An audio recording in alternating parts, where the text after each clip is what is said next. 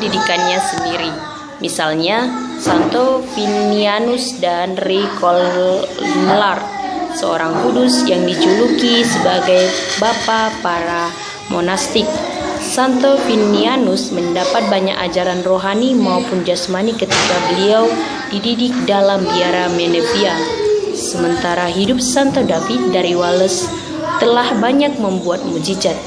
Salah satu mujizat yang dibuatnya ialah membangkitkan seorang pemuda dari kematian, dan penampakan air juga memulihkan mata Paulinus sang guru.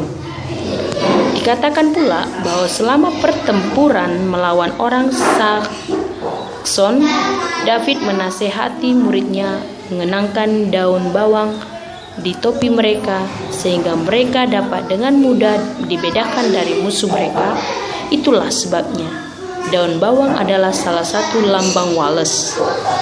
Mengapa tidak semakin banyak orang mengenal dan ingin bertemu dengan sang gembala ini? Ketenaran namanya pada zaman itu dapat dilihat dari begitu banyak gereja kuno atau lebih dari 50 gereja di bagian selatan Wales yang memilih Santo David sebagai pelindungnya. Mungkin kisah paling terkenal tentang kehidupan Santo David terjadi di Sinode Llandewi Brevi.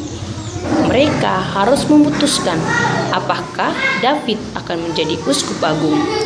Kerumunan besar berkumpul di Sinode, dan ketika David berdiri untuk berbicara, salah satu berteriak, "Kami tidak akan dapat melihat dan mendengarnya." Pada saat itu, tanah naik sampai semua orang bisa melihat dan mendengar sang imam.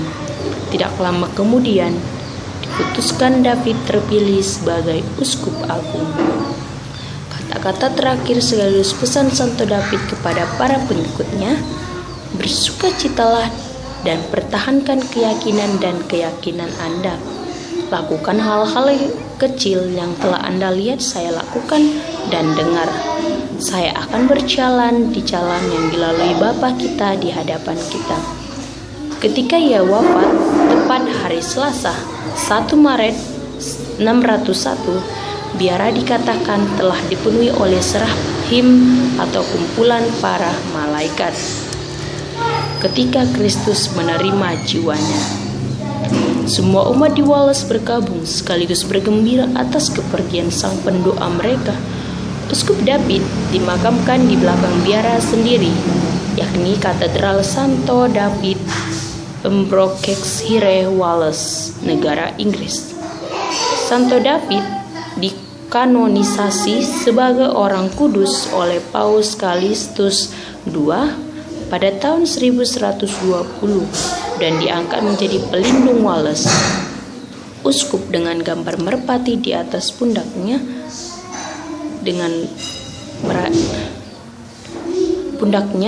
ini diperingati setiap tanggal 1 Maret.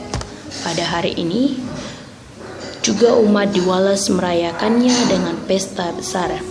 Seperti Santo David Hall, Cardiff diadakan konser yang menampilkan 1.000 anggota paduan suara pria yang dibentuk khusus untuk acara tersebut.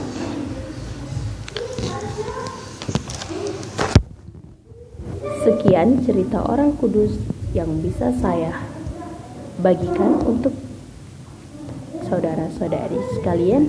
Semoga bermanfaat. Mari kita ikuti teladan Santo Santa yang ada di gereja kita.